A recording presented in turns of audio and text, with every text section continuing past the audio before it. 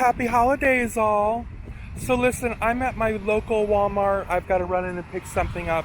But while I was here, because I keep forgetting, I wanted to show my car has been Mallerized. So check it out. We've got fabulous black, gloss black racing stripes or rally stripes running up from bumper to bumper, baby. I want to thank Tasha because while I was in Tampa, that's why I spent the night that night. Oh, and we also have, look on the sides. Yes. Thank you again, Tasha. Tasha was a champ. She really came through for me on these and helped me out quite a bit. So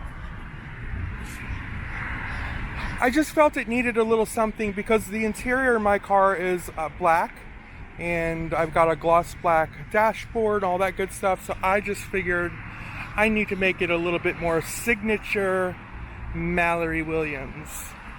So I love it. I love it, I love it, I love it, I love it. I couldn't be happier. And of course, right up the roof line.